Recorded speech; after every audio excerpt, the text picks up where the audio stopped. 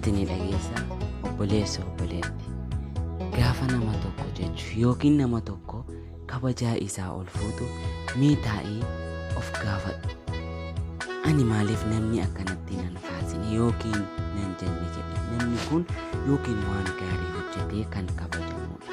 Okay, ati hoo akka isaa sanatti waan gaarii hojjechuu eenyutu si dandeesse? Yeroo hundumaa namatti hirkattee hin jiraatin, yoo namni kolfe dirqamaan hin kolfin, sababiin isaa waan keessa keetii si malee namni beeku tasumayyuu waan hin jirre jecha.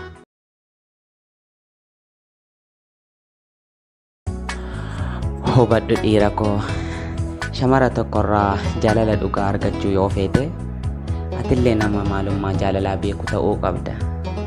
Shamara tokkorraa jaalala dhugaa argachuuf dukkana keessaa ifatti ishii baasu osoo hin taane onnee kee qulqulluu yoo kenniteef qofa dukkana keessaa ifatti ishii baasuu dandeessa. Sababiin isaa jaalalli carraadha. Hin argamu, argamees hin dhaabbatu. Jaalalli dhugaa hamma ati duutee boollatti darbamtutti. Namni ati dhugaan jaallatte si keessaa hin dhiqamtu. Hubadhu, nama jaallachuuf waan sadiitu si barbaachisa. Tokkoffaa onnee qulqulluu, lammaffaa obsa qabaachuudha, sadaffaa jettee namaarraa fagaachuudha. Shamarran jechuun soogidda jiruu ilma namaati. Shamarri lafa keenya, lafti ajaa keenya sataree, gaarii keenyas baadhatee hundayyuu nu danda'ee jira. Shamarran irraa dhalanne, harkatti guddanne, yaa Rabbi na qajeelchi, naman an jaalladhullee naaf qajeelchi. Namni dhugaan wal jaallatuu fi namni jireenyaaf wal barbaadu qalbii walii hin cabsu. Jalqabni jaalalaa wal dhagahuudha, ajaja walii fudhachuudha. Yoo wal dhagahuun yookiin waliin buluun hin jiraanne namni sun shakkisi. Sababiin isaa kan hadha si tuffatuu fi kan hadha si xiqqeessu borillee si tuffachuu danda'a. Jaalalli dhugaa jidduu lamaan keenya jira kan nuti jennu wal kabajuu fi wal dhagahuudha. Fakkeenya jaalalli jiraatullee shakkii walii jireenyaa waan uumamuuf yoo danda'ame wal kabajuun gaarii.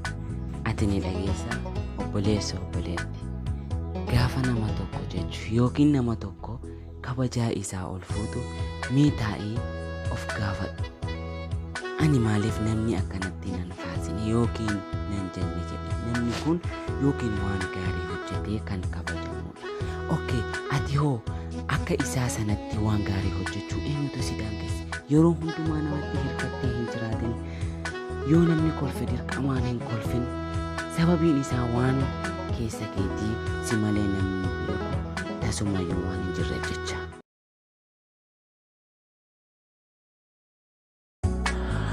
Hubadhu dhiira koo, shamara tokkorraa jaalala dhugaa argachuu yoo feete, atillee nama maalummaa jaalalaa beeku ta'uu qabda. Shamara tokkorraa jaalala dhugaa argachuuf dukkana keessaa ifatti ishii baasu osoo hin taane onnee kee qulqulluu yoo kenniteef qofa dukkana keessaa ifatti ishii baasuu dandeessa. Sababiin isaa jaalalli carraadha. Hin argamu, argamees hin dhaabbatu. Jaalalli dhugaa hamma ati duutee boollatti darbamtutti. Namni ati dhugaan jaallatte si keessaa hin dhiqamtu. Hubadhu, nama jaallachuuf waan sadiitu si barbaachisa. Tokkoffaa onnee qulqulluu, lammaffaa obsa qabaachuudha, sadaffaa jettee namaarraa fagaachuudha. Shamarran jechuun soogidda jiruu ilma namaati. Shamarri lafa keenya, lafti ajaa keenya sataree, gaarii keenyas baadhatee hundayyuu nu danda'ee jira. Shamarran irraa dhalanne, harkatti guddanne, yaa Rabbi na qajeelchi, naman an jaalladhullee naaf qajeelchi. Namni dhugaan wal jaallatuu fi namni jireenyaaf wal barbaadu qalbii walii hin cabsu. Jalqabni jaalalaa wal dhagahuudha, ajaja walii fudhachuudha. Yoo wal dhagahuun yookiin waliin buluun hin jiraanne namni sun shakkisi. Sababiin isaa kan hadha si tuffatuu fi kan hadha si xiqqeessu borillee si tuffachuu danda'a. Jaalalli dhugaa jidduu lamaan keenya jira kan nuti jennu wal kabajuu fi wal dhagahuudha. Fakkeenya jaalalli jiraatullee shakkii walii jireenyaa waan uumamuuf yoo danda'ame wal kabajuun gaarii.